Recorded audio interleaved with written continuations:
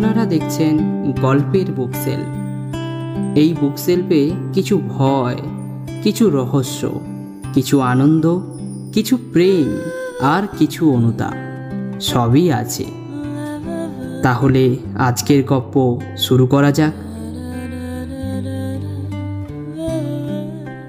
অতীত ভাগে পথিক পাখি যাবে দূর থেকে আছে উড়ে হাজার হাজার লাখ হারায় না পথিক পাখি এ পথা দিচ্ছে না রাখি আসছে ডেকে ঘুরে ঘুরে ঘুরে।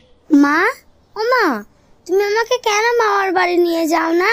আমার সব বন্ধুরা তাদের মামার বাড়ি যায় আর তারা ঘুরে এসে কত গল্প করে, কিন্তু আমি যখনই তোমাকে যাওয়ার কথা বলি তখনই তুমি আমাকে না বলে দাও। কিন্তু কেন মা? আমারও তো ইচ্ছে করে মামার বাড়ি যাব। বলো না মা, বলো না। দেখো বাবা, তোমাকে যে আমরা নিয়ে যাই না এর পেছনে অনেক বড় কারণ আছে। এখন তো তুমি অনেক ছোট, তাই না? আমার এসব কথা তুমি বুঝবে না। আর এইভাবে তুমি জেদ করো না, জেদ না করাটাই তোমার জন্য ভালো হবে। না না, আমি আর একটাও কথা শুনবো না। যখনই তোমাকে বলেছি তখনই তুমি আমাকে একই কথা বলেছো। আমি কেন বুঝবো না? আমাকে তুমি বোঝাও মা। আমি কিচ্ছু জানি না। আজকেই আমি মামার বাড়ি যাব। তুমি এক্ষুনি দাদুকে ফোন করো। ঈশান, তুমি ভালো ছেলে না? আর ভালো ছেলেরা তো কথা শোনে। তাহলে তুমি কেন জেদ করছো? আচ্ছা আচ্ছা, ঠিক আছে, তুমি মামার বাড়ি যেতে চাইছো, তাই তো?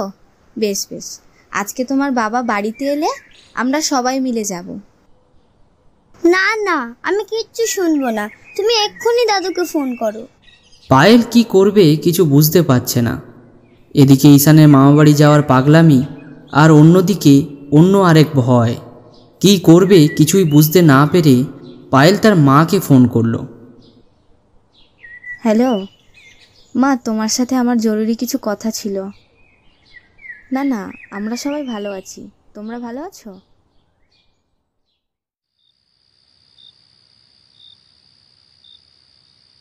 বাবু, তুমি আজ রাতটুকু এখানেই থেকে যাও, কাল সকাল সকাল নয় বেরিয়ে যেও।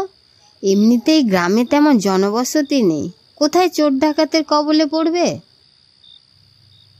না না মা, আপনি চিন্তা করবেন না, আমি তো গাড়ি নিয়ে এসেছি, আর ভয়ের কোনো কারণ নেই। ওদিকে বাড়িতে আবার আপনার মেয়ে একা আছে, আমার যাওয়াটা খুবই জরুরি। আপনারা অহেতুক ভয় পাচ্ছেন, আমার কিছুই হবে না। আচ্ছা বাবা মা, আমি তাহলে এখন আসি। আর ঈশান, সাবধানে থেকো, আমি আসছি কেমন? দাদু দিদার কথা শুনবে, দুষ্টুমি একদমই করবে না, ঠিক আছে? রাত তখন 11:30। কাঞ্চনপুর গ্রাম একেবারে তখন নিস্তব্ধ। আশেপাশে তীব্র ঝিঝি পোকার ডাক যেন রাতের গভীর অন্ধকারের ঘনত্ব আরও বাড়িয়ে তুলছে। এদিকে রাতের খাওয়া দাওয়া শেষ করে ঈশান গভীর নিদ্রায় আচ্ছন্ন হয়েছে।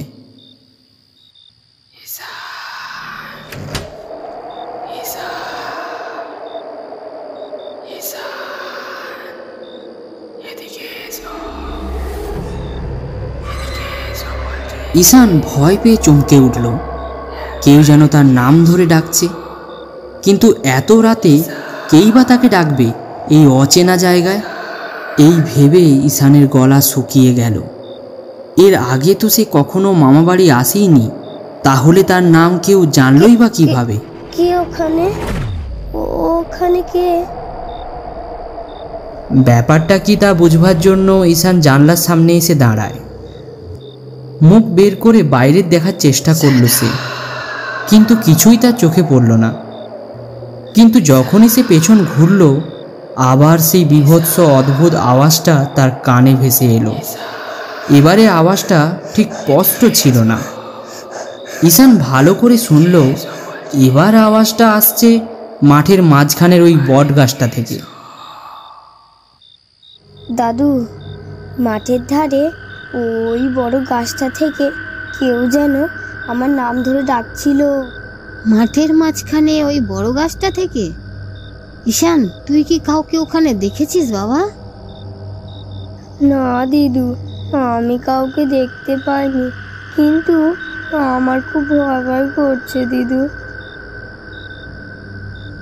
ওটা কে ছিল? আমার নাম জানলো কিভাবে? হে ভগবান, এ কি অনিষ্ট হলো! যেটার ভয় পেয়েছিলাম তাহলে কি সেটাই? এই কারণেই তোকে আমরা কখনোই এই গ্রামে আনতে চাইনি। কিন্তু কেন দিদু? দেখো বাবা, এই ব্যাপারে তোমার না জানাই ভালো। শুধু মনে রাখবে, এখানে থাকতে গেলে তোমাকে কিছু জিনিসে সতর্ক থাকতে হবে। কি কি জিনিস দাদু? যদি তুমি ওই ডাক আবার শুনতে পাও তাহলে ভুল করেও সাড়া দেবে না।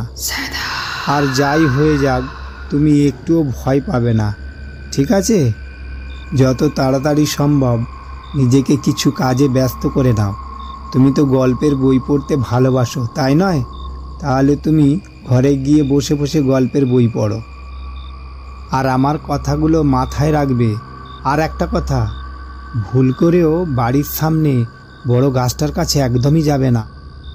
ঈশান কিছু বুঝতে পারল না, তবে এইটুকু বুঝতে পেরেছে সে এই গ্রামে কিছু একটা আছে যার জন্য সবাই এত ভয় পেয়েছে। একদিন সন্ধেবেলায় ঈশান ঘরের ভেতরে বসে গল্পের বই পড়ছিল। ঠিক সেই সময় ঘরে সে ছাড়া আর কেউ ছিল না। আর ঠিক তখনই সেই বীভৎস আওয়াজ তার কানে ভেসে এলো। ভয়ে ঈশানের সারা শরীর যেন ঠান্ডা হয়ে গেল। বেশ কিছুক্ষণ পর আওয়াজটা আপনা আপনি বন্ধ হয়ে গেল। খানিকক্ষণ সব কিছু আবার নিস্তব্ধ। কিন্তু কিছুক্ষণ পর কেউ যেন ভীষণ জোরে জোরে জানলায় ধাক্কা দিতে শুরু করলো। মনে হচ্ছে কেউ যেন জানলা ভেঙে ভেতরে ঢুকতে চাইছে। ভয়ে ঈশানের গলা থেকে কোনো শব্দ বেরিয়ে এলো না। কি হচ্ছে এসব তার সাথে তা বুঝে উঠবার আগেই আবার যেন সব কিছু শান্ত হয়ে গেল। তাই ঈশান আবারও আগের মতো গল্পের বই পড়তে শুরু করলো। ঠিক তখনই কেউ আবার বাইরে থেকে দরজায় ধাক্কা দিল। ঈশান ভাবলো হয়তো তার দাদু দিদা বাড়ি ফিরেছে, তাই গল্পের বইটা বিছানার একপাশে রেখে তাড়াতাড়ি করে দরজা খুলল। দরজা খোলার পরেই তার চোখে পড়ল সামনের বটগাছটার তলায় কেউ যেন দাঁড়িয়ে আছে।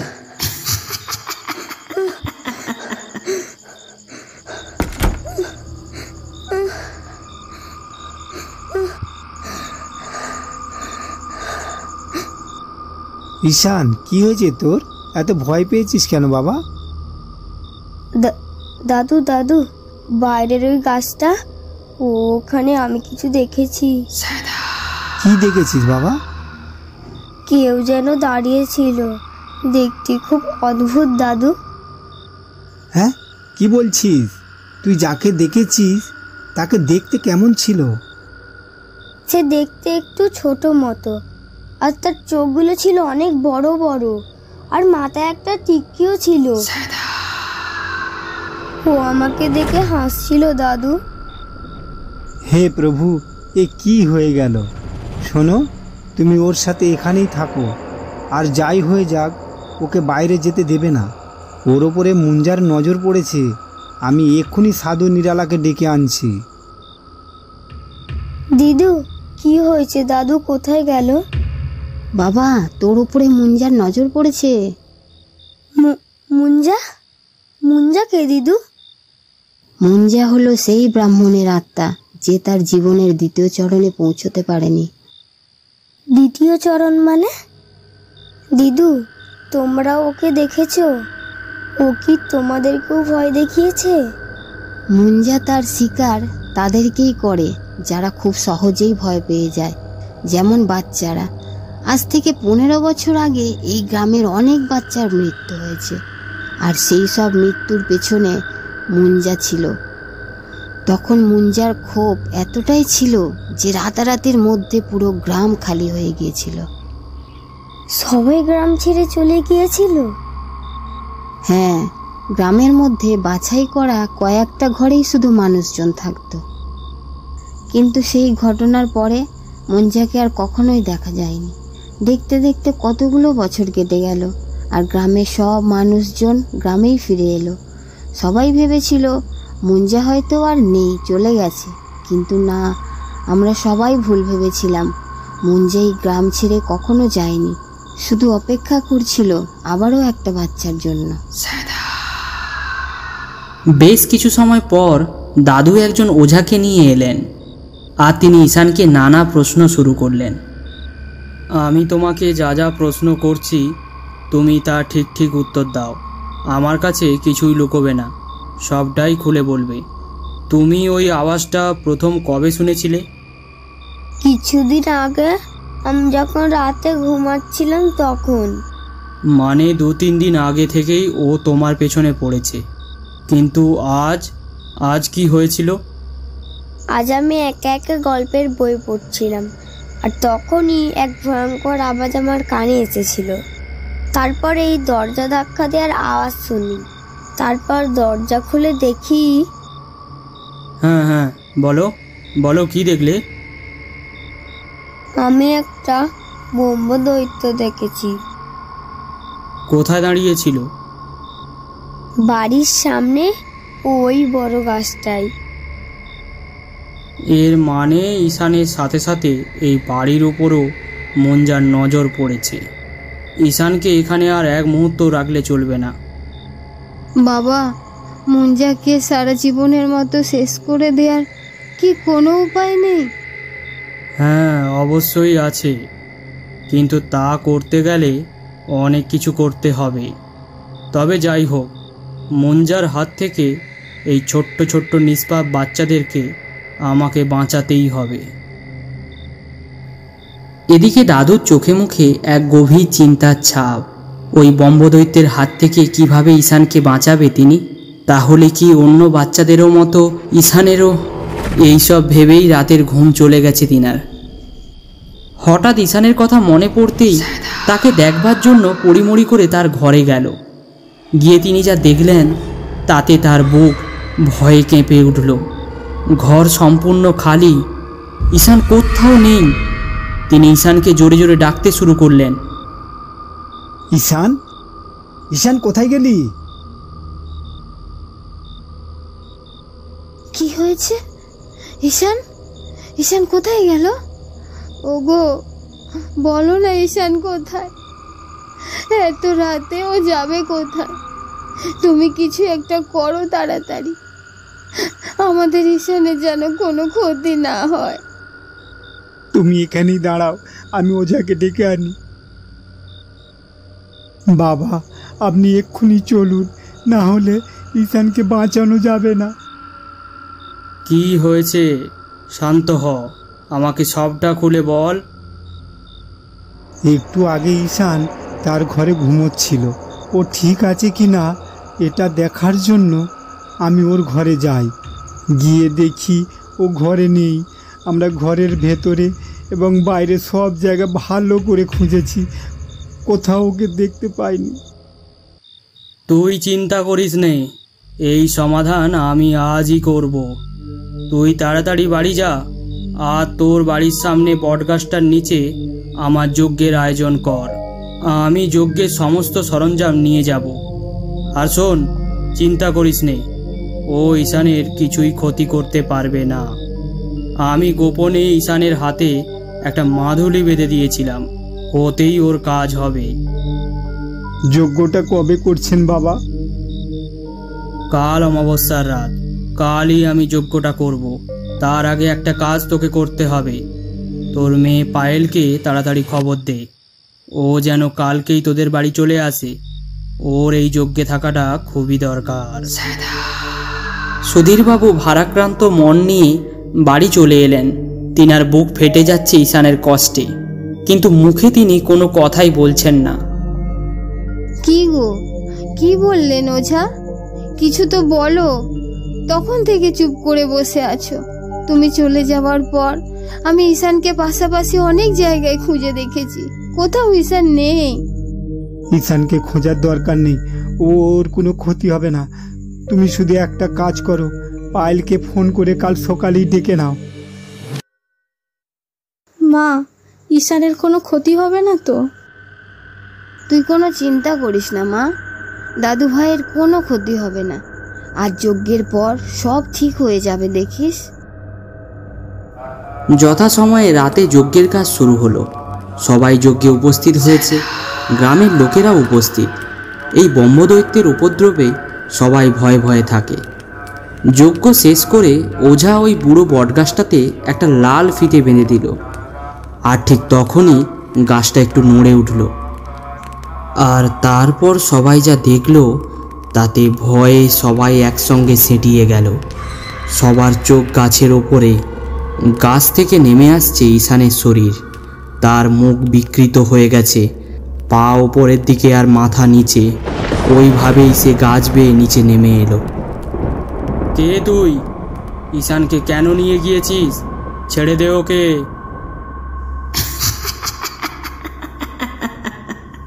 আমি ঈশানকে ছাড়ব না। এই গ্রামের সব বাচ্চাদের আমি এক এক করে মেরে ফেলব।